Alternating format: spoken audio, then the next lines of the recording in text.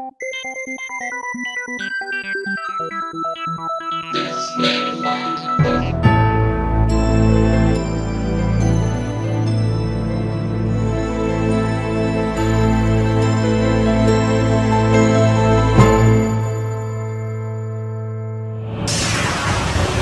conexión directa con Víctor Camacho es 562-904-4822. Ahora, continuamos con más. Así es, estamos de regreso en el programa de Los Desvelados en esta noche. Líneas telefónicas ya conocidas. Es el 562-904-4822 de la República Mexicana, 800-681-1847. Así es, a través de las redes sociales puede localizarnos en Twitter bajo Los Desvelados, en Facebook Los Desvelados, Víctor Camacho. Como les decía, vamos a hacer un enlace hasta Madrid, España, con el investigador, periodista, escritor, y aparte pues él contribuye con muchos de sus artículos para las revistas Año Cero, Enigmas, Más Allá. Y con nosotros en esta noche, Pablo Villarrubias. Pablo, ¿qué tal? Muy buenas noches por acá, muy buenos días allá en España. ¿Cómo te encuentras? Muy buenos días, amigo Víctor, y un gusto estar contigo en el programa y con los amigos desvelados también. No, te agradecemos de veras muchísimo, Pablo, por estar con nosotros nuevamente, y siempre pues es un placer enorme tenerte aquí en el programa y que compartas con todos nosotros toda la información que pues vas generando y vas encontrando a través de tus investigaciones. Sin duda, el gusto nuestro, sabiendo que un programa tan importante como el tuyo y que divulga de forma seria todos los misterios, eso vuelvo a repetirlo todas las veces que sea, porque eso es muy importante para el mundo del misterio, Víctor. Pues bienvenido, Pablo, y bueno, pues nos enteramos, ya ves que el chisme corre por todos lados, de que el día 13 de mayo anduviste por Fátima, allá en Portugal. Exactamente, bueno, no podía dejar de ir porque, como ya sabes, la otra vez ya que comentamos aquí en el programa, sí, que estuve en las exequias, en el funeral de Sor Lucía, la última vidente, ¿no?, que quedaba viva del fenómeno de Fátima. Sí. Y lógicamente eso ocurrió el día 13 de febrero, o sea, sucede el fallecimiento, el deceso, la muerte de Lucía. Ajá. Y tal como la profecía indicaba, bueno, la profecía, como ella misma indicaba, de que ella moriría un día 13, no decía el mes, Ajá. pero efectivamente falleció un día 13 y fue en este caso en febrero. Ajá. ¿Por qué el 13? Porque el 13 de mayo de 1917 se dio la primera aparición en Fátima, ¿no?, de la Virgen, ¿no?, supuestamente la Virgen, ante la mirada atónita de los 3 niños pastores portugueses, ¿no? Sí. Y, el 13 sí, siempre, el 13 siempre marcó pues la vida de ella, ¿no? Sin duda, es un número, digamos, mágico, ¿no?, se podemos decir, los numerólogos sabrán mejor. Incluso sería interesante, Víctor, un día, si entre tus colaboradores, que tienes tantos, ¿no?, Ajá, numerólogos, te pueden comentar algo más sobre el número 13 relacionado a Fátima. Yo sé que he visto alguna cosa por internet de que están haciendo también sus cábalas, sus números, ¿no?, numerólogos en relación a Fátima, y han salido muchos datos interesantes a este respecto. Sí. Sería interesante incluso dedicar algún comentario o algo, claro, ¿no?, a lo que es entre esas el número. posibilidades. ¿Y qué fue lo que encontraste entonces allá en Fátima el 13 de mayo? Pues, como te comentaba, Víctor, decidí ir allí porque, claro, este año dije será un año importante para estar en Fátima, ¿no?, y ver lo que sucede allí, ¿no? Claro. Y realmente no me defraudé, ¿no? De aquí de Madrid hasta Fátima son poco más de 600 kilómetros, no es demasiado. Uh-huh. Y entonces llegué un día 12, también un día antes para ver los preparativos de Fátima, pero como te comentaba, entonces llegué juntamente con mi amigo investigador de ovnis portugués, Luis Aparicio, Sí. y con el alquimista portugués José Medeiros, un gran amigo mío, uno de los discípulos de los grandes alquimistas franceses, Uh-huh. y fuimos juntos a Fátima, donde llegamos a la gran explanada donde está la basílica de construcción más o menos reciente.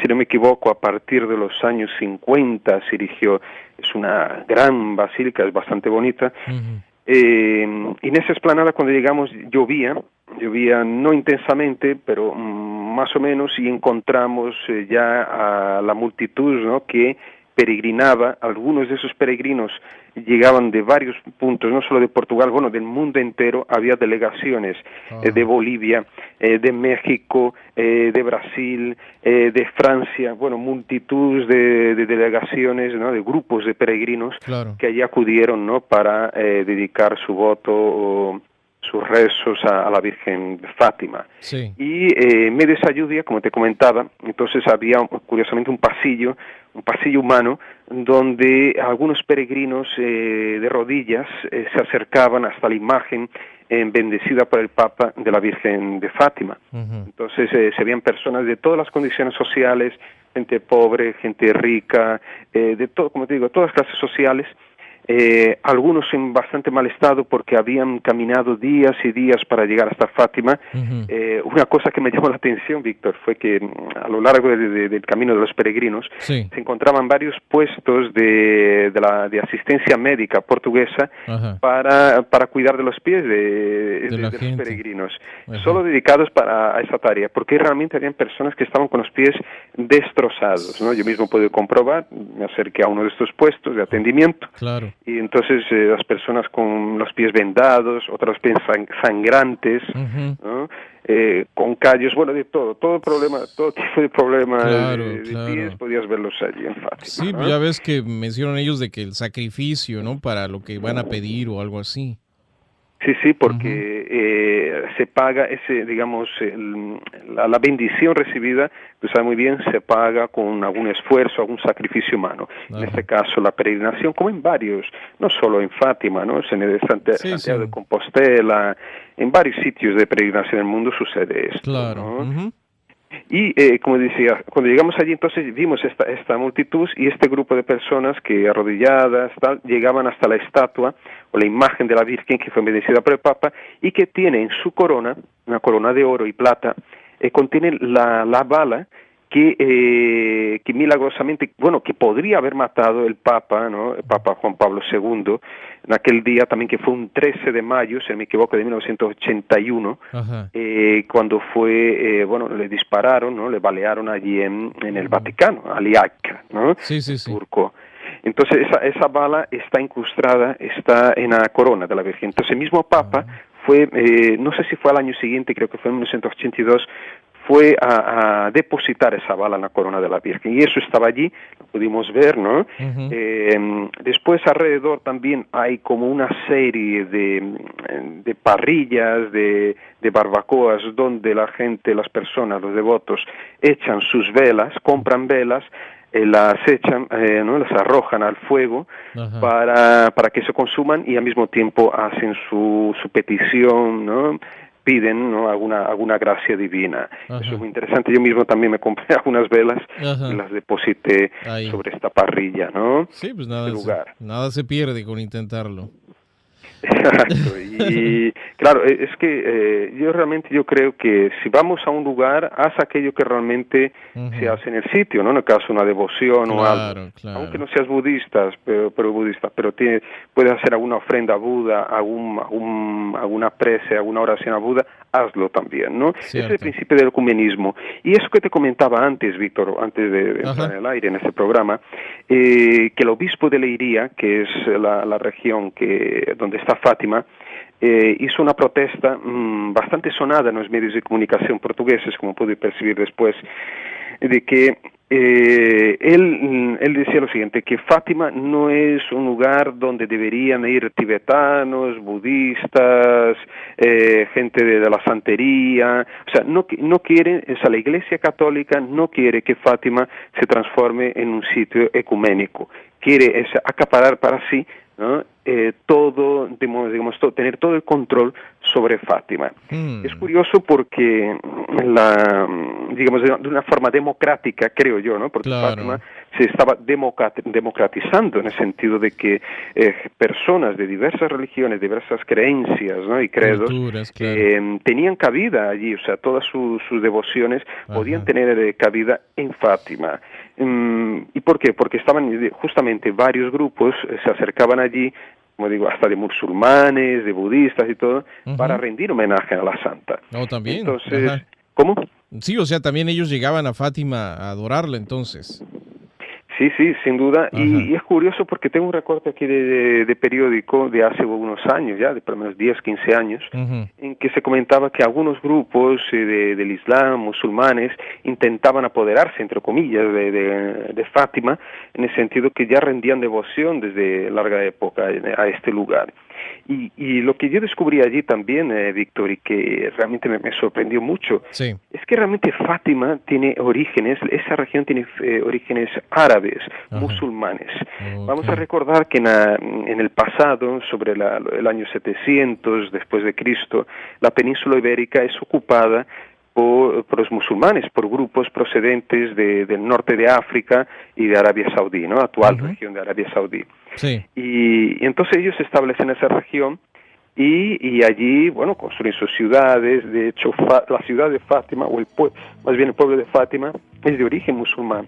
O sea que es difícil quitar el arraigo cultural árabe que tiene esa región. Pablo, déjame hacer la pausa. Regresamos contigo en el programa de Los Desvelados. Sigue participando. Continúa contando tus historias aquí. En Los Desvelados con Víctor Camacho. Perfecto, seguimos el programa de Los Desvelados. Un saludo especial para todos ustedes en casa y por supuesto líneas telefónicas siguen abiertas. Es el 562-904-4822 de la República Mexicana, 800-681-1847. Así es, esta noche con nosotros desde Madrid, España, Pablo Villarrubias, hablándonos precisamente de esta situación muy interesante allá en Fátima, en Portugal. Que por cierto, entonces, ¿cuál es la posición de la Iglesia Católica en pedir que solamente haya católicos en esa región cuando culturalmente es musulmán? Sin duda, y además el mismo nombre Fátima es un nombre árabe, ¿no? Porque la gente lo sabe, y de hecho descubre una historia bellísima, más que una leyenda, posiblemente una historia verdadera, que ocurre hacia el año 1000 aproximadamente, cuando en Portugal ya existía una orden, o sea, existían templarios, caballeros templarios también en Portugal.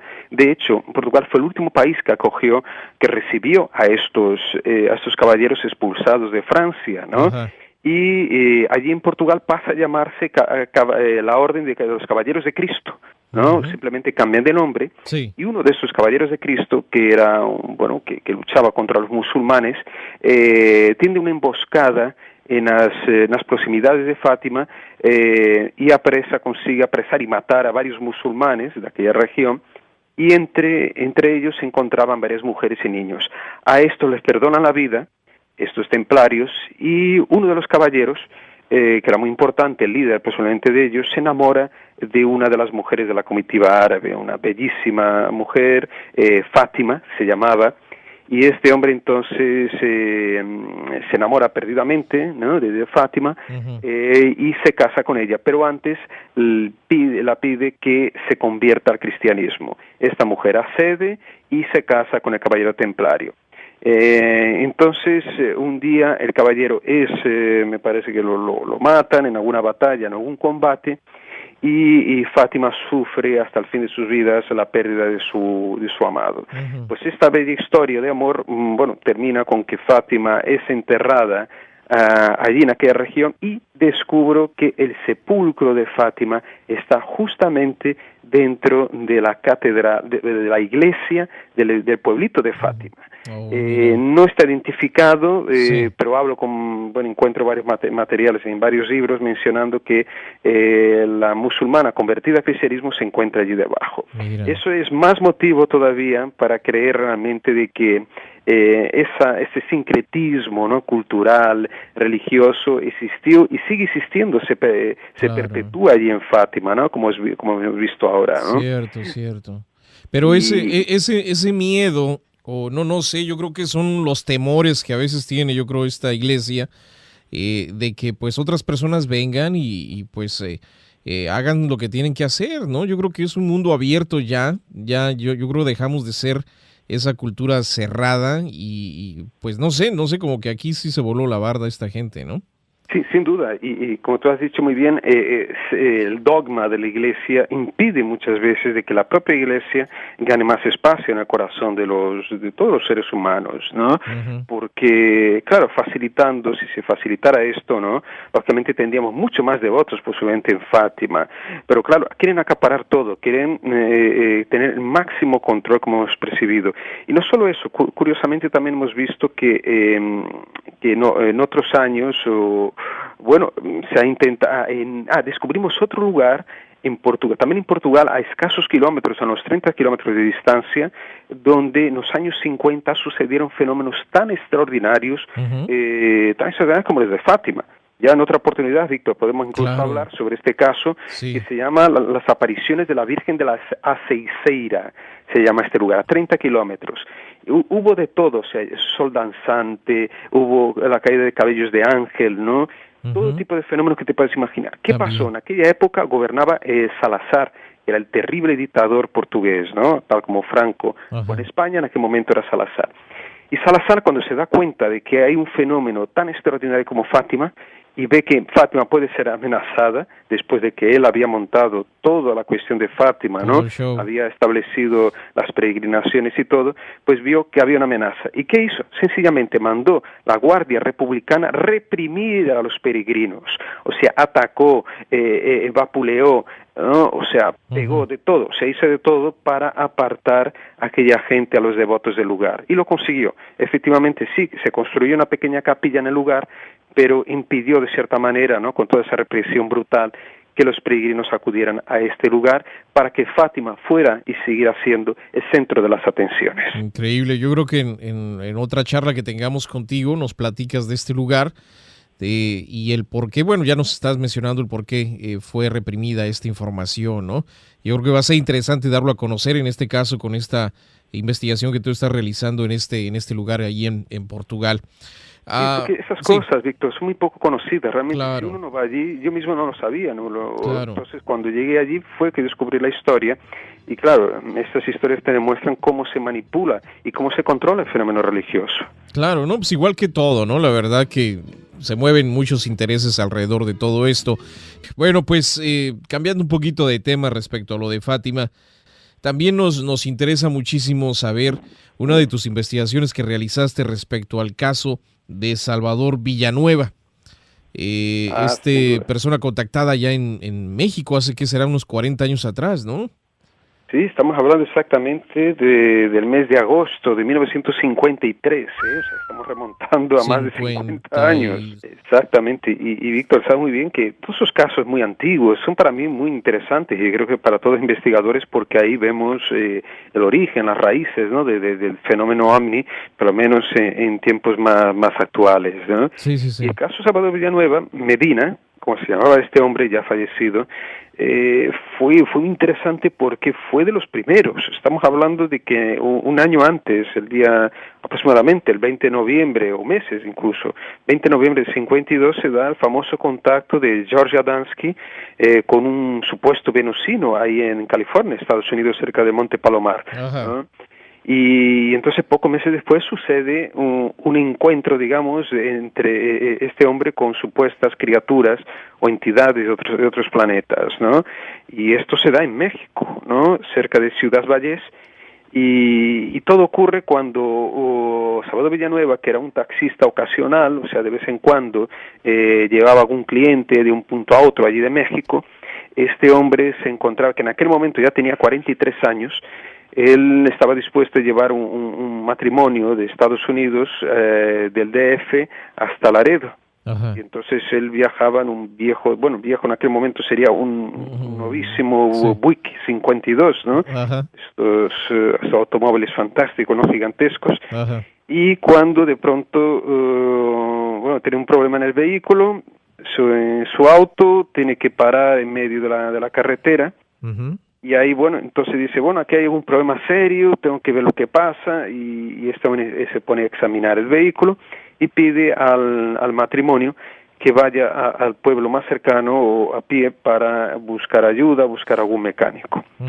Mientras tanto, en este interín se le aparece a Salvador Villanueva un hombre pero de aspecto muy extraño, porque era un hombre relativamente bajo, o bien bajito, casi un enanito de 1,20 m de altura, de tez, de piel muy, muy clara, de cabellos ondulados y con una especie de buzo, de ropa muy ajustada al cuerpo que decía que parecía ser de lana, hecha de lana, una lana de color azul, pegadísima al cuerpo, y un cinturón que le llama mucho la atención, porque ese cinturón era muy ancho y poseía varias luces parpadeantes, pequeñas luces que parpadeaban muy rápidamente. Entonces, este hombre, que él consideró en aquel momento que interpretó como siendo un aviador, por la forma de vestir, ¿no? Claro. Entabla una corta conversación con Salvador y le dice que tenía su avión, entre comillas, averiado allí cerca, por una hondonada en algún lugar cercano donde estaba él, ¿no? Claro. Y entonces le dice que, bueno, Salvador, me parece que este hombre se va, Salvador entra en el vehículo y se duerme un ratito, se echa una siesta allí. Después él ve que este aviador, entre comillas, regresa con un amigo, ¿no? Casi con la misma apariencia. Y le invitan, vamos a ver a mi avión. Entonces se desplaza junto con ellos y cuando llega al lugar se encuentra con una especie de huevo gigantesco, digamos, un objeto ovoide gigantesco de unos 16 metros de diámetro, unos 8 metros de altura aproximadamente, y que está ahí sobre tierra. Entonces, claro, ahí dice, esto no es un avión, ¿no? Esto se trata de cualquier otra cosa. Claro. Y en ese momento, entonces, que estos dos amables, eran muy amables, los dos personajes, le invitan a subir a bordo para conocer este avión, entre comillas, ¿no? Y es a partir de ahí que empieza el increíble viaje de Salvador Villanueva Medina. Perfecto, Pablo, espérame un segundito, tengo que hacer la pausa, pero regresamos contigo en el programa de Los Desvelados. Para seguir escuchando más historias como estas, no le cambies, porque Los Desvelados con Víctor Camacho ya regresan. Así es, seguimos el programa de Los Desvelados, una noche interesante y por supuesto líneas telefónicas siguen abiertas. Es el 562-904-4822 de la República Mexicana, 800-681-1847. Investigador, periodista, escritor, está con nosotros Pablo Villarrubias desde Madrid, España en esta noche. Pablo, ¿te encuentras ahí? Sí, exactamente, estamos aquí, Víctor. Entonces nos estás comentando, Pablo, pues el caso de Salvador Villanueva, ocurrido pues ya casi 70 años atrás. Muy interesante esto, ¿no? Sin duda, ¿no? Agosto de 53, cuando entonces este hombre sube a bordo, ve el interior de la nave, ya podemos hablar de una nave, observa que hay una serie de controles, de paneles, pero muy sencillos según él, nada muy complicado, una suerte de pantalla, de monitor para visionar imágenes, y entonces le dice, mira, vamos a probar volar aquí, ¿no? Y yo creo que le engañan un poco a Salvador, y aquel objeto realmente alza vuelo, sube a la alta atmósfera terrestre, y Salvador ve a través de aquella pantalla como ve las nubes, ve la ciudad desde lo alto, y ve como aquel objeto se aparta del planeta Tierra, ¿no? Ve la bola, la esfera, que es el globo terráqueo, ¿no? A bordo. Pero parece que no tenía mucho miedo, parece que le pareció interesante aquello, según relata él en un libro que más tarde escribe, ¿no? Yo estuve en Venus. Y entonces Salvador ve después cómo esta nave entra en el interior de una nave mayor, una nave nodriza de mayores dimensiones, y ahí se aloja y es recibido por un grupo de personas, todos muy parecidos, también más o menos con la misma vestimenta, quizá varía un poquito uno con otro, algún distintivo, algún escudo, algo que llevaban un emblema, estos personajes demostrando que había una cierta jerarquía entre ellos, y le dicen que les van a llevar hasta su planeta. Entonces ya a bordo de esa nave nodriza, parece que desembarcan en un planeta que desde afuera, desde la pantalla, él ve que es un planeta muy rojo, de nubes muy rojas. Lo que a mí personalmente me hace dudar, y a otros investigadores, de que este hombre haya estado en Venus, ¿no? Según comentaba él, en su libro, ¿no? Puesto que Venus, según las imágenes de las naves espaciales americanas y rusas que estuvieron por allí, es un planeta cubierto de nubes, es muy azul, es como más o menos externamente muy parecido a la Tierra en ese aspecto, una superficie azul, o las nubes, ¿no? Reflejan la luminosidad azul, y no roja como aparecería, ¿no? Claro. En la pantalla, ¿no? Que vio allí Salvador Villanueva. Entonces, pero a lo mejor influido por aquellas noticias de época de George Adamski, que además conoció personalmente. Salvador, eso es lo más curioso. Salvador conoce a George Adamski en una de las visitas que el polaco que vivía en Estados Unidos hizo a México, y parece que también los dos no se llevaron muy bien, parece que tuvieron sus diferencias en aquel momento, ¿no? Eso es lo curioso. Pero bueno, quedó la influencia, creo yo, del planeta Venus, ¿no? A partir de Adamski. Claro, sí, porque realmente pues no sabe a dónde fue, ¿verdad? En sí no da un nombre dentro del libro. Exacto, en realidad no habla de Venus, ¿no? En el libro, que yo me acuerde, yo lo leí entero el libro ya hace unos meses, que yo me acuerde, parece que no menciona, o si menciona solo en un sitio que se trataría de Venus, o entonces solo en el título del libro, con lo cual me hace sospechar que eso fuera una interpretación posterior la que hizo, ¿no? Del planeta Venus, ¿no?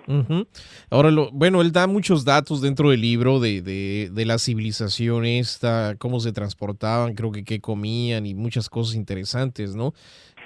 Sí, bueno, te cuento un poquito del planeta también, ¿no? Según el libro de Villanueva. Sí. En este caso, el planeta de una forma general, ¿no? Claro. Lo que mencionaba este hombre cuando llegó a este lugar, que no sabemos exactamente lo que es, a pesar de hablar en planeta Venus, pero él habla de que la tierra donde se cultivan los árboles y estas plantas, ¿no? Allí en este planeta son tierras negras, bastante húmeda y viscosa, y sus anfitriones, ¿no? Le explican que exactamente aquello no es tierra, sino una especie de tierra artificial, es lo que le comentan, ¿no? Incluso el propio clima de ese planeta es artificial. Al parecer existía una especie de central generadora de nubes y de un clima, ¿no? Para, por ejemplo, crear nubes más espesas y así también que pudieran tener lluvias, ¿no? Localizadas o donde les interesaba. También había, digamos, ese planeta estaba cubierto por un solo mar, un solo océano, y que, aparentemente había territorios montañosos, otros normales, como aquí en la Tierra.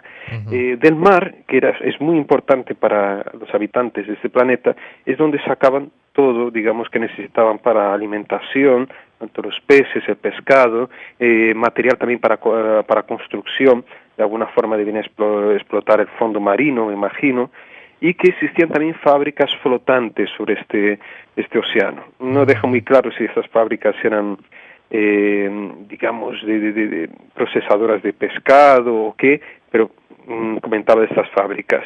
Y especialmente los peces, que los pescados eran muy parecidos a salmones, pero gigantes, de 2 a 4 metros aproximadamente de longitud, ¿no? Y había también barcos que curiosamente al mismo tiempo podían navegar en superficie, podían sumergir y podían volar. Estamos hablando de vehículos que son anfibios, ¿no? O sea, tanto para el aire, para el mar, ¿no? Para navegar y para sumergir. Y finalmente llegamos a las ciudades, ¿no? Como comentabas, entonces estas ciudades existían rascacielos gigantescos, ¿no? Más de 200 metros de altura. Algunos, las fachadas eran lisas, acristaladas, no tenían ventanas, parece que era todo un cristal de arriba abajo, ¿no? De estos edificios. Algunos estaban encimados por una especie de cúpula, otros tenían como, digamos, pequeños helipuertos, ¿no? Para descenso de helicópteros, helicópteros, de vehículos voladores, ¿no? En este caso, el cielo era surcado por muchas naves, digamos, de varios formatos. Básicamente hablaba de naves de superficie negra, aparentemente metálica, unas esféricas, otras de forma ovoide, otras en forma de cilindro, ¿no? Ese era el panorama más o menos Blade Runner, que es curioso ya en aquella época, ¿no? Como cómo describe Salvador Villanueva este lugar muchos años antes, ¿no?, de la realización de la película Blade Runner. Sí, ¿no? Estamos hablando de 1953, ¿ok? O sea que pues la ciencia ficción todavía no había avanzado tanto, y sobre todo una persona que pues en ese entonces era taxista y estaba metido en su situación, ¿no? En su trabajo. Exactamente, era una persona muy sencilla, ¿no? Digamos, Ajá. muy humilde, ¿no? Sí, sí, sí. Y no creo que para inventarse esa historia, Claro. o debía tener mucha imaginación y mucha voluntad, ¿no? Claro, claro. Pero bueno, el caso de dar esta descripción de los árboles, de la comida, de la ciudad, del planeta, pues no sé, realmente ponen a uno a pensar qué fue lo que realmente vivió esta persona. Te digo que en una ocasión, yo creo que mi papá me leyó parte de lo que es este libro, y él fue a visitarlo, él fue a verlo, creo que tenía un taller mecánico ahí muy cerca de donde nosotros vivíamos en México, y fue a verlo y mencionaba a mi papá que tenía como una nave, o sea, una maqueta de la nave en la que él había viajado. Y es un testimonio importantísimo el que me estás diciendo ahora, y creo que para todos los oyentes, Víctor. No, sí. Porque... Ajá. Sí, y te digo, me llamó mucho la atención esa historia. Yo nunca supe de quién se trataba. Me mencionaba él de que tenía un libro que se llamaba Yo fui a Venus, y me contó la historia. De cuenta que para dormir, en vez de contarme Blancanieves y los 7 enanos, me contaba Yo fui a Venus, ¿no? Y realmente me quedé muy impresionado con el relato que él me mencionaba. O sea, mi papá me estaba mencionando, yo tendría, no sé, que sería 6, 7 años cuando él me contaba esto, ¿no? Y parece que tú tienes el libro, ¿no? Sí, yo creo que tengo un par de los libros de Salvador Villanueva, Sí. pero es un caso muy interesante, Pablo, que pues ya después me di cuenta realmente cómo fue esta situación, y es algo importante realmente la experiencia de Salvador Villanueva. Vamos a la pausa y regresamos con Pablo Villarrubias en esta noche en el programa de Los Desvelados. La conexión directa con Víctor Camacho es 562-904-4822. Desde México, 01800-681-1847. Continuamos con más. Así es, entramos de lleno en nuestra segunda hora de programación, transmitiendo en vivo, en directo para todos ustedes a lo largo y ancho de la Unión Americana, partes de la República Mexicana, y por supuesto nuestras líneas telefónicas siguen abiertas. Es el 562-904-4822 de la República Mexicana, 800-681-1847. Redes sociales, pueden enviarnos sus mensajes en Twitter bajo Los Desvelados, en Facebook Los Desvelados, Víctor Camacho. Esta noche con nosotros, investigador, periodista, escritor. Aparte contribuye con muchos de sus artículos para las revistas Año Cero, Enigmas, Más Allá. Pablo Villarrubias desde Madrid, España, con nosotros en esta noche, que nos está comentando de este impresionante, interesante caso de Salvador Villanueva. Y qué bueno que tuviste la oportunidad pues de buscar más información con nuestros compañeros en México, ¿no es así? Sí, incluso con los amigos en Chihuahua, en el DF, ¿no? El mismo Carlos Guzmán, el gran investigador mexicano, Carlos Guzmán Rojas, Sí. Él no tuvo la oportunidad de conocerlo personalmente, pero sí habló con personas que estuvieron con él, y yo mismo entrevisté a un señor también que vive en Chihuahua, un gran ufólogo, y este hombre me contó que le hizo la entrevista a Salvador Villanueva, ya me parece que en los años 70. Francisco Ochoa se llama este señor, este ufólogo, Okay. y me contó cosas muy interesantes sobre él. Además, Víctor, me gustaría, ahora seguiremos, Sí. pero me gustaría que solicitaras a los desvelados, a los oyentes, Claro. si alguien, ¿no?, que nos esté oyendo conoce algo sobre la vida de Salvador, que pudiera llamar o ponerse en contacto contigo, Claro. porque cualquier dato que añada, o como ese dato que tú mismo has aportado, muy interesante, yo creo que no son casualidades, son sincronicidades, ¿no? Claro. Porque me cuenta todo, porque este tema surge en tu programa, de pronto yo te mando el tema, ¿no? Sin Sí. saber de esta historia tuya que tanto te influyó en tu infancia, aparentemente, ¿no? Claro. Entonces, estos son sincronicidades, y yo creo que a lo mejor entre tantos oyentes que tienes ahí en todo Estados Unidos, Ha en de haber México, alguien. ¿no?, Ujú. a lo mejor alguien sabe algo más sobre la historia, porque es una historia muy extraña, ¿no? Hay puntos oscuros, como ahora detallaremos. No sé cuánto tiempo tenemos más, Víctor, para poder hablar sobre el tema. Mira, tenemos 2 segmentos más, uno de 10 minutos y otro de 6. Y ahorita Perfecto. tenemos aproximadamente 2 minutos. Muy bien, entonces para calcular el tiempo y entonces, claro, que la gente puede llamar para eso. Claro. Víctor, me gustaría añadir unos datos más Claro. sobre también lo que explicaba sobre las tecnologías, ¿no?, extrañas que había encontrado Salvador Villanueva en ese planeta. Una de ellas que le llamó mucho la atención es una especie de ducha, ¿no? Ujú. Entonces él hablaba que era una especie de ducha vaporizante. Entonces se bañó, se duchó en este lugar, en una cabina, una especie de cabina, Ujú. y ahí esa ducha era muy fina, como un vaporcito, pero que permitía sacar toda la suciedad que estuviera incrustada en la piel, en el cuerpo, ¿no? Esa, toda la roña, dijo que se quedaba limpísimo y con una sensación de frescor fantástica, a pesar de la poca cantidad de ese vapor, ¿no?, que tocaba el cuerpo, ¿no? Sí, sí, sí. Eso era un dato, digamos, tecnológico muy curioso. Otra cosa interesante era como él fue a una biblioteca y explicó cómo era un libro de allí. Y los libros estaban como en cajas y dentro había como tiras dobladas, tiras largas, ¿no?, desplegadas, Ujú. y que además esta especie de papel o sustancia se parecía mucho a la seda y no se arrugaba, podía aplastarla, podía moverla con la mano, se aplastaba con la mano y no se arrugaba de forma alguna. Pues podría decirse que el primer contactado, ¿no? Pablo, en México. Sí, es de hecho, pero menos oficialmente conocido, Claro. el primer contactado, y diría no solo de México, como uno de los primeros de todo el mundo, ¿no? Ajá. Luego después, como digo, de George Adamski, ¿no?, fue uno de los primeros que cuentan una historia con esas características. Y volviendo a las cosas que vio allí Salvador Villanueva en aquel extraño planeta, ¿no? Ajá. Otro de los objetos, él decía que había una especie de bolígrafo o de pluma sin tinta, y que escribía sobre una especie de papel a través de reacciones eléctricas. Es curiosísimo porque, bueno, ahora vemos que hay algunas computadoras estas de bolsillo y tal que escribe sobre la pantalla, ¿no? Claro. Y imagino que sean a través de reacciones eléctricas. No tengo certeza, tampoco soy técnico, pero o sea, que este hombre ya estaba previendo cosas de ese tipo que solo mucho más tarde, casi 50 años después, ¿no? Vendrían a existir, ¿no? Eso es lo más curioso. Yo creo que sería interesante que algún científico se pusiera a leer el libro de Salvador para ver en qué cosas pudo haber acertado, o por lo menos tuvo una clarividencia, digamos, sobre algunos de estos objetos tecnológicos, ¿no? Claro. Ahora, otra cosa curiosa, Víctor, Sí. en relación a la vida también de los habitantes, que no hemos hablado mucho cómo vivían esta gente, Ujú. es que, por ejemplo, no eran muy adeptos a la gimnasia, ¿no? A los ejercicios Ajá. físicos.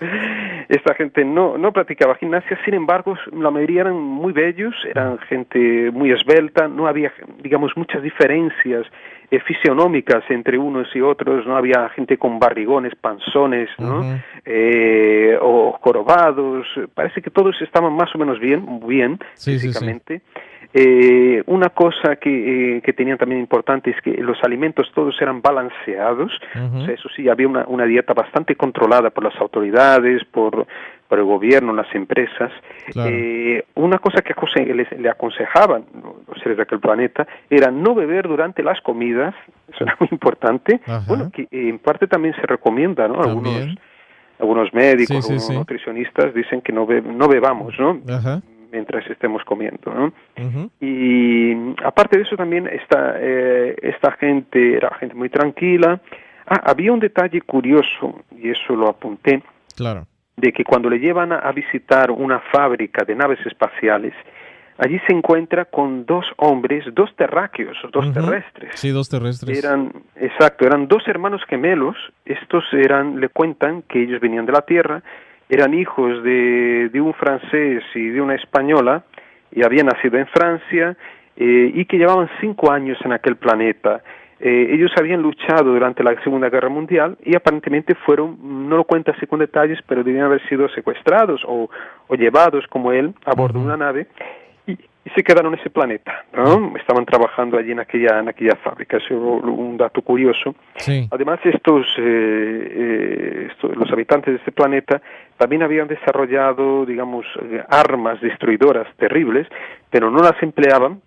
Parece que después de muchas guerras, desgracias, aprendieron la lección de que no debían realmente más librar, ¿no?, batallas y guerras. Sí. Entonces el planeta estaba totalmente pacificado, aunque todavía tuvieran armas destruidoras para de forma disuasiva posiblemente, ¿no? Ujú. Hicieron una demostración para Salvador Villanueva, para demostrar el poder que tenían, incluso había algo curioso, le pidieron también que avisara a toda la humanidad de aquel su encuentro, ¿no?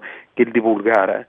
Y quizás por eso después, más tarde, le escribe el libro, ¿no? El libro que se llama, en realidad, Estuve en el planeta Venus. Sí. Y tú mismo me lo habías recordado de que el libro se puede descargar, ¿no? De internet actualmente, ¿no? Sí. La versión en PDF, me parece. Sí, hay una página donde pueden bajar el libro casi entero, si no es que entero, ¿no?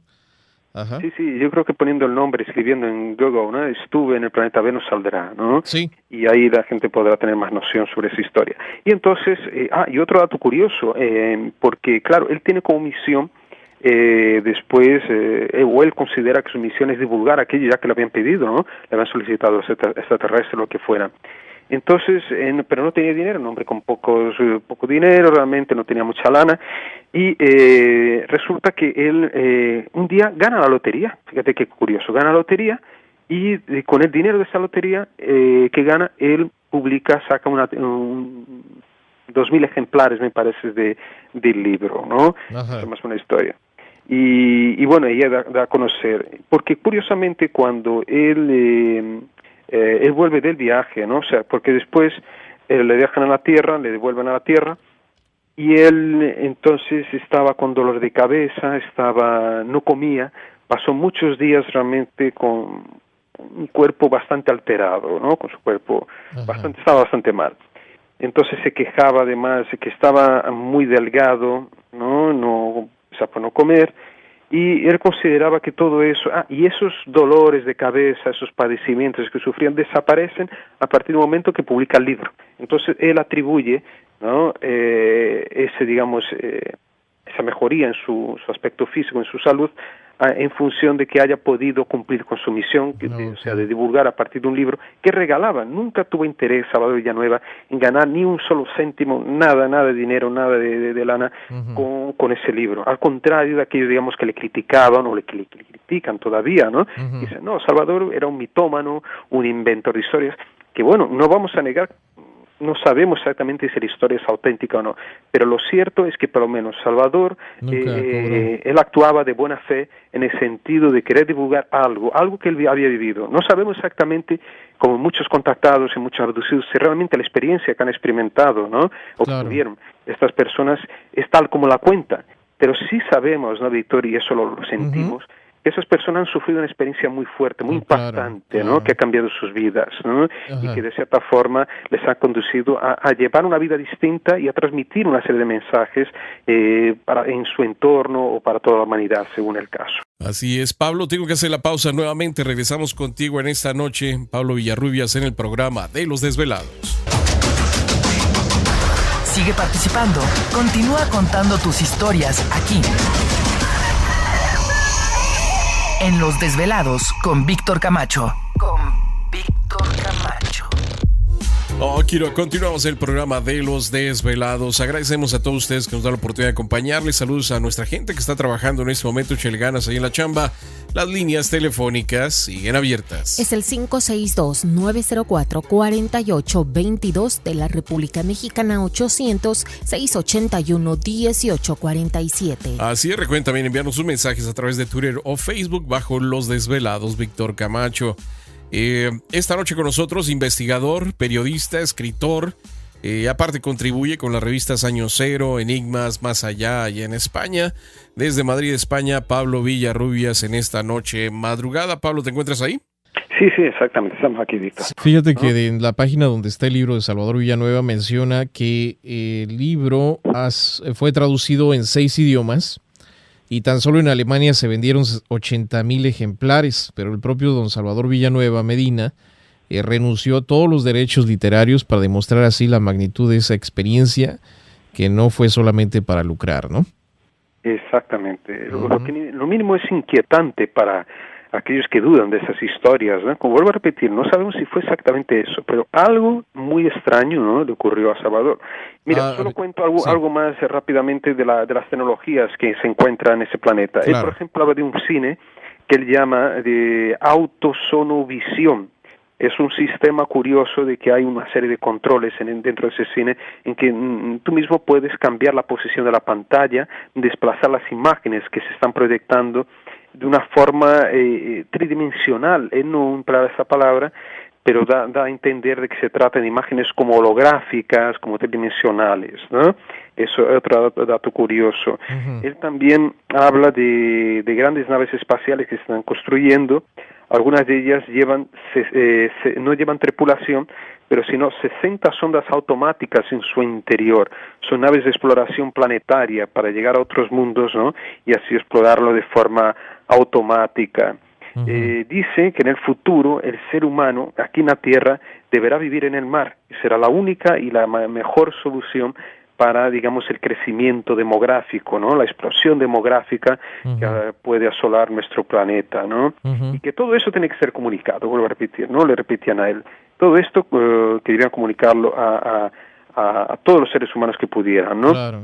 Sí. Además, todo lo que describe, por ejemplo, la sociedad de ese planeta, él la describe como si fuera una sociedad muy parecida a la sociedad comunista, porque todos visten de la misma manera, más o menos todos siguen determinadas órdenes del gobierno central.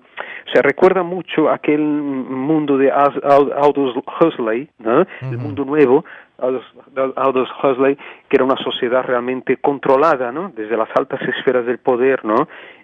Tanto es que los niños, por ejemplo, estaban bajo custodia del gobierno hasta que alcanzaran la edad adulta, y curiosamente poseían un tatuaje en los pies. Los bebés cuando nacían les ponían un tatuaje que era como una seña de identificación.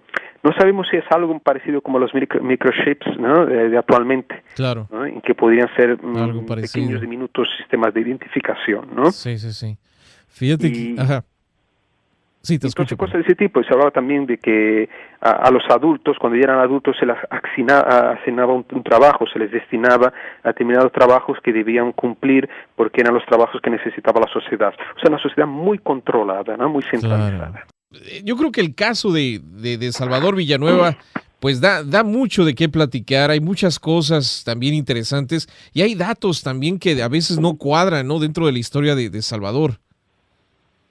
Sí, porque, por ejemplo, uno de los aspectos así que me parecen un poco raros, ¿no? Extraños, es que el hecho de que él va, digamos, en un vehículo, en el Buick 52, junto con matrimonio de norteamericanos, estadounidenses, y bueno, después ya no menciona nada más de ellos en el libro. Entonces les manda al pueblo a buscar a alguien, un mecánico, alguien que le pueda ayudar, y bueno, desaparecen del libro, no se da ninguna explicación más, claro, ¿no? Ajá. Además ya sabes muy bien que todo mexicano, taxista y tal, son excelentes, o sea, pueden arreglar cualquier cosa, ¿no? Entonces es muy raro que él no consiguiera, ¿no? Prácticamente un coche que era nuevo, ¿no? En aquella época era un vehículo del año 52, pues es un poco raro que no pudiera arreglarlo, ¿no? O por lo menos salir de aquella situación, ¿no? Eso es lo que muchos cuestionan. ¿Y qué pasó con ese matrimonio? ¿Quiénes eran estas dos personas, estos dos señores que la acompañaban? Pues bueno, mucho más tarde, en el mismo libro, curiosamente, él menciona que más tarde, creo que un año o un año y medio después, él va a una conferencia en el DF, Distrito Federal, sobre el tema OVNI, y esta conferencia la dan dos norteamericanos, un matrimonio, atención al dato, que se llama Brian y Helen Reeve. En esta charla ellos hablan del caso de Adamski, hablan también de su propia experiencia. Parece que ellos fueron de los primeros contactados de la historia de la ufología, incluso antes que Adamski. Y bueno, entonces Salvador les comenta su caso, eso lo cuenta en el libro, comenta su caso y dice, mira, me gustaría que ustedes me acompañaran para ver el lugar donde pasó los hechos, porque allí podemos encontrar alguna prueba. De hecho, entonces le acompañan y además van junto con un ingeniero militar de Estados Unidos, que no sabemos quién es un dato raro, también extraño. Después van con un fotógrafo y van hasta el lugar. Y allí dice él, por lo menos Salvador en el libro, que se encuentran árboles quemados todavía. Recogen una muestra de tierra del lugar donde estuvo posado, donde estuvo allí este ovni, y lo llevan a un laboratorio de la Philips, menciona, y él dice que hay como diferencias moleculares. No sabemos exactamente qué quiere decir con esas diferencias moleculares, que le explica porque no tenemos el análisis, no tenemos nada. Pero eso es lo que cuenta. Además, en el libro menciona a un misterioso señor G.B., un hombre ya curioso, que le presenta a George Adamski. Adamski, que nació en 1891 y falleció en 1965. Se lo presenta a Villanueva, y que, como yo dije al principio, ya tuvieron ahí sus discusiones y diferencias, porque Adamski no creía en la historia de Villanueva, decía que todo era una farsa, y se lo dijo en su cara, con lo cual Villanueva, claro, se quedó bastante enojado. Claro. ¿No? Y después Villanueva tuvo la suerte también, digo suerte, porque ahí hubo un encuentro de los grandes monstruos, ¿no? Los monstruos de la ufología, del contactismo inicial. Conoció a Desmond Leslie, que fue otro de los que escribió el libro, además junto con George Adamski, sobre el viaje a Venus, ¿no? Conoció a los dos principales, ¿no? Contactados de aquel tiempo, ¿no? Sí. Y bueno, entonces Adamski, como vuelvo a repetir, estuvo supuestamente en Venus en 1952, en noviembre, ¿no? Bueno, entonces esta historia aparece en estos dos norteamericanos y tal. Más tarde, varios investigadores mexicanos, incluso nuestro buen amigo y querido amigo y gran investigador Carlos Guzmán, comenta de que estos personajes, el Brian y Carlos podrían ser los que la habían acompañado en aquel viaje, o sea, que él tenía que llevarlos del DF hasta Estados Unidos. Sí. Y volvemos a repetir, ¿por qué entonces en aquel momento Adamski, Villanueva, no les lleva al lugar de los sucesos? ¿Y qué pasa con ellos después de aquel incidente en que el vehículo se queda allí arruinado, se queda en medio de la carretera, ¿no? Claro. Estas son algunas dudas que despiertan. Sí, por otro lado, también otra duda que tenemos es quién realmente escribió el libro. Parece que Villanueva no era una persona muy culta, ¿no? Él mismo dice que era una persona muy humilde. Sí. Y que él confiesa en determinado momento, una entrevista que concede a mi otro buen amigo, el profesor Francisco Ochoa de Chihuahua, en una entrevista que le hace en los años 70, le dice que no fue quien realmente escribió el libro, sino por inspiración o a través de los extraterrestres, como si fuera un libro revelado o algo semejante, ¿no? Okay. Eso le cuenta, y que y además que los ETs le engañaron. Eso le da la confesión, eso es muy importante, ese dato, ¿no?, que da Francisco Ochoa, que los ETs le habían engañado a Villanueva. Entonces, que él no había estado en otro planeta, sino que hubiera estado en el centro de la Tierra. Atención a detalle, en el centro de la Tierra. Esto animaría mucho a aquellos que siguen la teoría de la Tierra hueca, digamos. Sí, ¿no? sí. Y también en aquel momento, estamos hablando del año 77, que es cuando Salvador Villanueva concede esa entrevista a Francisco Ochoa, una de las raras entrevistas que da Villanueva. Y le habla también de un planeta frío, un extraño planeta Hercóbulos, que tú me conoces muy bien, ¿no, Víctor, la historia? Sí, está bien. Pablo, vamos a la pausa y ahorita nos comentas esto. Una noche muy interesante. Pablo Villarrubias con nosotros, investigador, periodista, escritor, el programa de Los Desvelados. Para seguir escuchando más historias como estas, no le cambies, porque Los Desvelados con Víctor Camacho ya regresan. Así es, seguimos el programa de Los Desvelados y por supuesto agradecemos a todos ustedes que nos dan la oportunidad de acompañarles. Las líneas telefónicas siguen abiertas. Es el 562-904-4822 de la República Mexicana, 800-681-1847. Así es, y recuerden que también pueden enviarnos sus mensajes a través del correo electrónico desveladomayor@gmail.com. Esta noche con nosotros un gran amigo, investigador, periodista, escritor y aparte contribuye con sus artículos para las revistas de Año Cero, Enigmas y más allá. Pablo Villarrubias con nosotros en esta noche madrugada. Pablo, ¿te encuentras ahí? Sí, sin duda, seguimos aquí. Entonces, solo te advierto que a lo mejor dentro de algunos minutos pasará aquí por casa un mensajero para recoger unas fotos para un nuevo artículo para la revista para la revista Enigmas. Okay. Ese es el caso Glosel, que ya hablaremos un día también, si es posible, Víctor. Claro que sí, no te apures. Nos estabas comentando de que también hablaban del planeta Hercóbulos ahí mismo, ¿no? Exactamente, le mencionaba en aquel momento, fíjate, en aquella época era un tema prácticamente desconocido. ¿No?, sobre ese extraño planeta frío que mencionaba este hombre, Villanueva, y que hoy, bueno, ya es un tema muy controversial, ¿no?, por todas, muy discutible también, y que ha generado, y incluso me acuerdo cuando estuve en Rusia, en Moscú, fui a un editorial donde publicaron un libro sobre Hercóbulos, ¿no?, y ya en Rusia había un gran movimiento en torno, ¿no?, a este planeta casi catastrófico, ¿no?, con tintes proféticos. Pero Villanueva también comentaba, ¿no?, que le comentaba a Francisco Ochoa, ese ufólogo de Chihuahua, que él lloró muchísimo, ¿no?, después de lo sucedido. En aquel tiempo, en 1977, cuando concedió la entrevista, ya tenía 67 años y que había roto con su familia, que su vida había sido un desastre.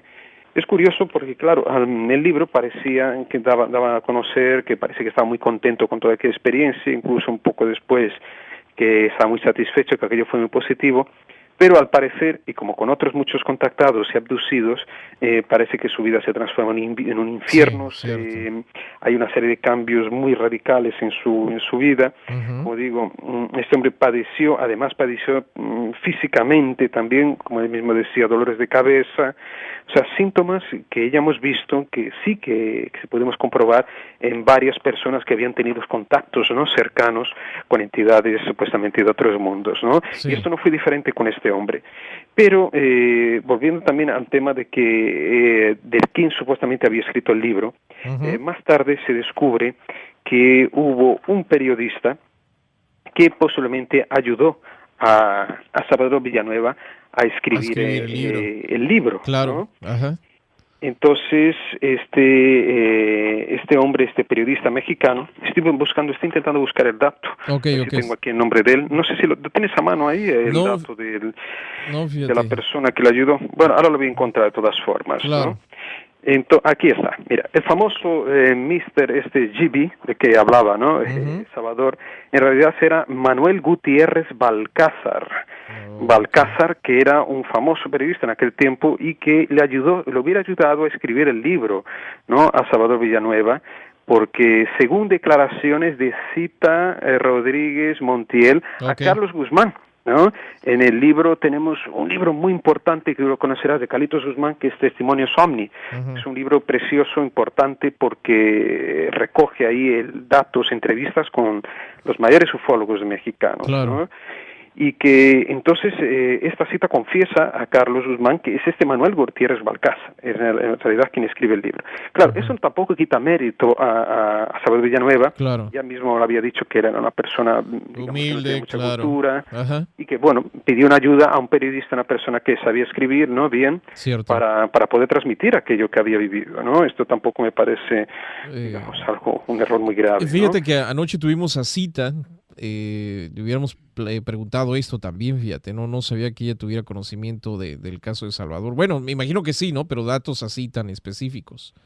Es muy interesante. Entonces, mira, qué bueno que tuviste esa cita, porque esa mujer parece que es una de las históricas, ¿sí?, ¿no?, la ufología mexicana, ¿no? Uh-huh. Y que, bueno, también después también surge otra polémica, de que el libro, en realidad, en el caso de Villanueva no fue un caso original de él, sino fue un caso tomado a un tal Antonio Apocada.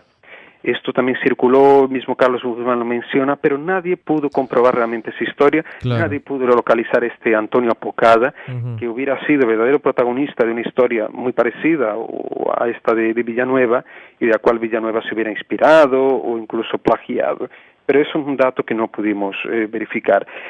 Otra persona importante que yo pude entrevistar, y me desplacé expresamente a Querétaro para hablar con ella, con él, fue Jorge Reicher. Jorge Reicher fue una persona también muy importante en la ufología mexicana, y él fue muy amigo, fue además el editor de la segunda edición del libro de Salvador en el año 68, fue el que, digamos, financió el libro. Tampoco Salvador me confesó que tuvo ninguna ganancia, no ganó nada con el libro. Y también él me repite, Jorge Reicher, que Villanueva había sido engañado por los ETs, ¿no?, por esas entidades extraterrestres que habían tomado el pelo, digamos, que no había estado en el planeta Venus como suponía él o pensaba, por lo menos, ¿no? Uh-huh. Y esto también lo dice Jorge Reicher. Lo que sí es cierto, ¿no, Víctor?, es que estamos en un caso, digamos, histórico de la ufología, no solo mexicana, como mundial, un caso muy maltratado, digamos, muy maltratado porque por los tintes tan fantásticos, ¿no?, de un hombre poder viajar a un planeta en aquella época. Hoy en día quizá no tanto, digamos, que no tipo no sería tan mal visto, a pesar que, bueno, nuestra sociedad sigue siendo, digamos, muy represora en relación a estas personas, ¿no? Que dicen haber estado en otros mundos, ¿no? En aquella época yo diría que era considerado un poco más, o sea, como si fuera un loco, ¿no? Claro, un loco, sí. esquizofrénico, ¿no? Uh-huh. No es que haya cambiado mucho la situación, pero hay, digamos, un poquito más de comprensión, por suerte, en nuestros días, en relación a estas personas, ¿no? A lo que puedan decir. Claro. Pero yo creo que este hombre debe haber sufrido mucho, ¿no? Sí. En su entorno social. Tuvo mucho valor, mucho coraje realmente en poder decir eso públicamente en aquella época. Para mí esto ya por sí solo ya vale, digamos, en el sentido de decir, bueno, es un hombre que tuvo coraje, tuvo valor, ¿no? En aquellos tiempos en que podía sufrir de todo tipo de, digamos, de insultos, de risas, burlas. de burlas de la sociedad de aquella época, ¿no? Sí. Entonces ya por esto yo lo consideraría un verdadero héroe a Salvador Villanueva Medina en estos tiempos, ¿no? Y en aquellos tiempos también. Creo que, bueno, él terminó, entró a una de estas religiones cristianas, protestantes, y sucedió algo muy curioso, ¿no? Que después, no sé, no puedo afirmar si él negaría su historia, pero sí en cierta forma simplemente trató ya de darle vuelta a esto, ¿no? Y decir, bueno, pues lo que yo viví fue cosa del diablo o algo así. Entonces fue muy curioso, ¿no? El cómo de repente da la espalda a una experiencia que él vivió y que defendió durante mucho tiempo, muchos años, al convertirse a esta religión, y bueno, creo que así murió él, ¿no? No sé si negando, pero sí dando la espalda a su experiencia que él había vivido. Y fíjate que ese dato tan importante que has dado ahora, Víctor, solamente refrenda todavía más la importancia o alguna veracidad en el caso de Salvador Villanueva. ¿Por qué? Porque es un comportamiento típico de todos aquellos contactados, o casi todos aquellos contactados. Recuérdate, tú habías comentado en un programa el caso del Cabo Valdés, ¿no? Sí, el también. caso tan importante En Chile. Ocurrido en el norte de Chile en 1977. Este hombre, un militar, supuestamente abducido, y que, bueno, después de algunos años este hombre se convierte de forma religiosa, se hace evangélico, y parece que no querer hablar más del tema. No sé si lo niega, creo que no niega su experiencia, sin embargo le dan, digamos, otra interpretación. Entonces todos estos contactados sufren un cambio radical en sus vidas, tanto a lo mejor muchos se divorcian, tienen problemas con la familia. Hay algo ahí que modificó su mente, ¿no? Alguna fuerza, alguna energía exterior, exógena, cambia el comportamiento de esta gente. Regresamos contigo, Pablo, en un momento. Estará con nosotros Pablo Villarrubias. Vamos a nuestra pausa. Regresamos con más del programa de Los Desvelados. Los Desvelados con Víctor Camacho regresan con más en cuestión de minutos. No te vayas. Pues una noche muy interesante en esta noche madrugada con Los Desvelados. Un saludo a todos ustedes. Gracias por dejarnos acompañarles. Líneas telefónicas siguen abiertas. Es el 562-904-4822 de la República Mexicana, 800-681-1847. Así es, como les mencionaba, una noche muy interesante con la presencia del investigador, periodista, escritor Pablo Villarrubias con nosotros en esta noche madrugada, hablándonos de este interesantísimo caso de casi 70 años que ocurrió esto de Salvador Villanueva y su experiencia de contacto. Y recuerden ustedes, si les interesa el libro de Salvador Villanueva, búsquenlo en el internet. Yo fui a Venus, de Salvador Villanueva. ¿No es así, Pablo? Exactamente, Víctor. Y creo que es muy interesante, y a ver si algún desvelado realmente te puede informar alguna cosa más sobre Salvador, ¿no? Salvador Villanueva, claro que sí. Algo también sucedió en estas últimos meses, ¿no es así, Pablo? Sí, por desgracia, perdimos a un gran amigo y conocido de todo el mundo del misterio, y especialmente en Hispanoamérica y América Latina, que fue el profesor Fernando Jiménez del Oso. Sí. Este buen hombre, este gran investigador y divulgador especialmente, desapareció en el mes de marzo, nos dejó víctima de un cáncer de pulmón. Y Fernando fue, vuelvo a repetir, un hombre que hizo más de 800 documentales para televisión sobre misterios de todo tipo. Fue probablemente el hombre que más documentales hizo en toda la historia del misterio. Empieza en los años 70, se hizo muy conocido en toda América Latina, especialmente por la serie de documentales sobre México, una serie muy buena, de los años 70, principios de los 80, después también una serie especial sobre Perú, y finalmente una serie llamada En busca del misterio, juntamente con JJ Benítez, el autor del Caballo de Troya, Sí. Que fue cuando conocí a don Fernando. Lo conocí en San Pablo en diciembre de 1989 y fue para mí como mi padrino, mi segundo padre, que me impulsó en el camino del misterio, una senda del misterio, y que me llevó aquí a España para poder colaborar con todas esas revistas. Mira. Entonces le debo mucho a Fernando. Fernando, entonces, volviendo a repetir, él también es director de la serie En busca del misterio, rodó por varios países de toda América, que era el continente que le apasionaba.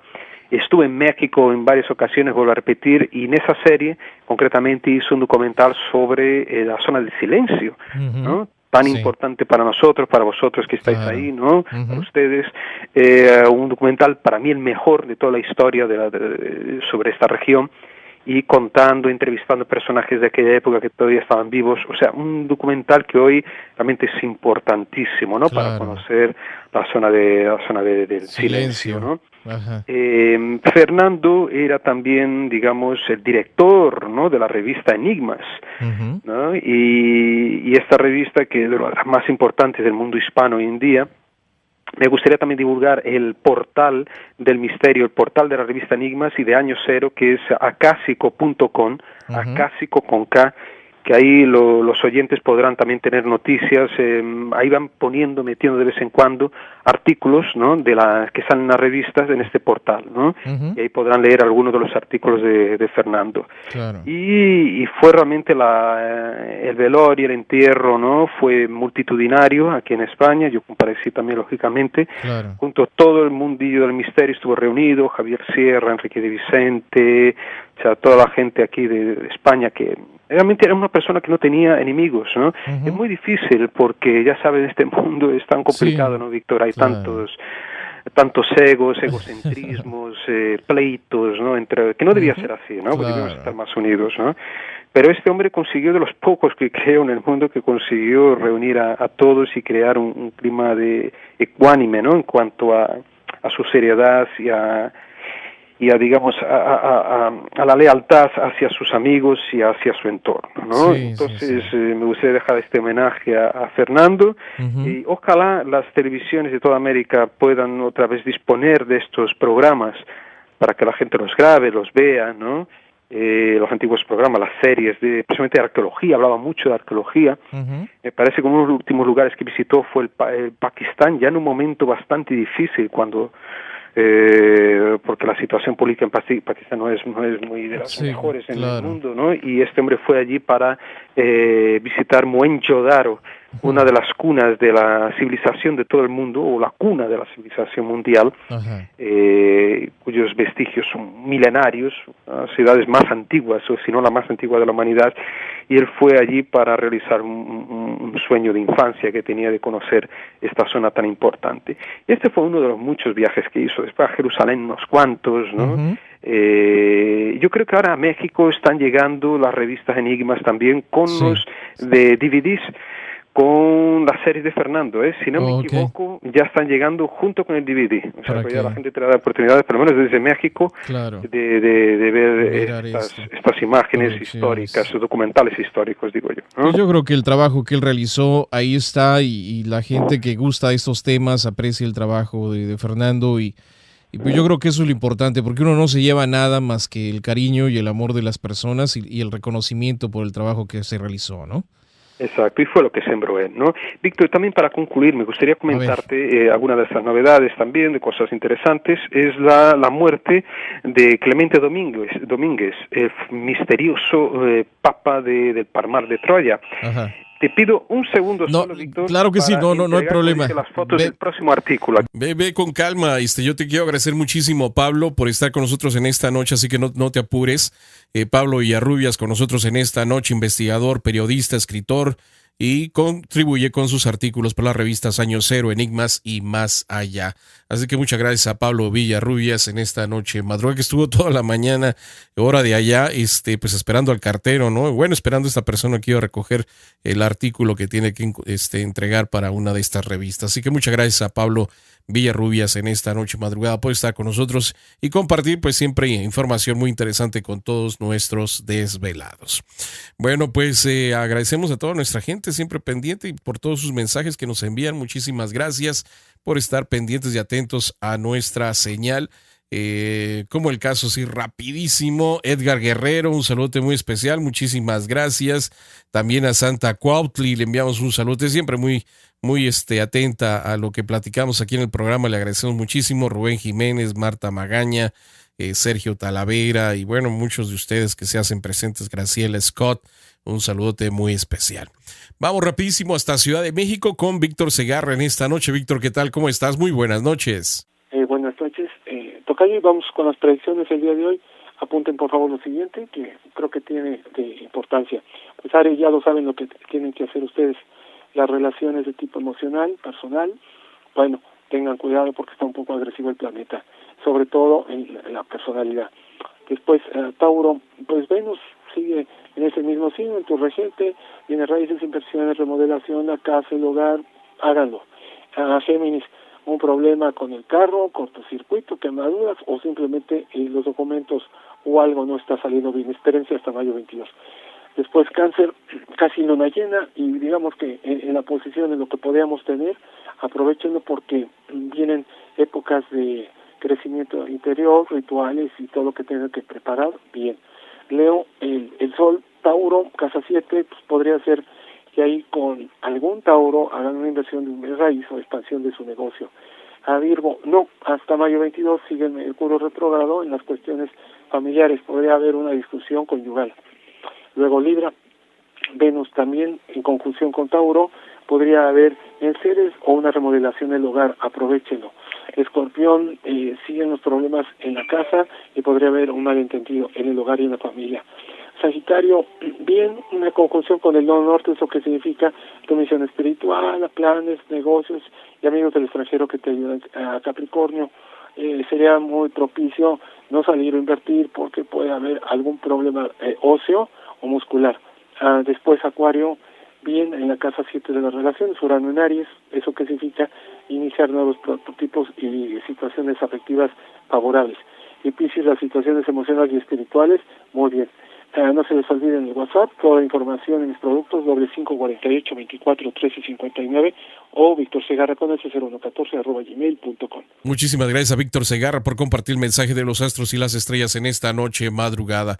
Una noche muy interesante, mañana se pone mejor esto, Gladys, como siempre, muchísimas gracias. Que tengan una feliz noche y dulces sueños. Mantenga sus pies bien firmes en la tierra, por nada del mundo dejen de apuntar hacia las estrellas. Este es Víctor Camacho, solamente aquí, a través de Desvelado Network.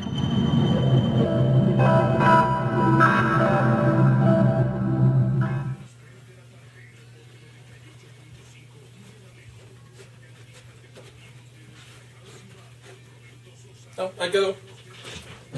Ya si se cae lo ponemos.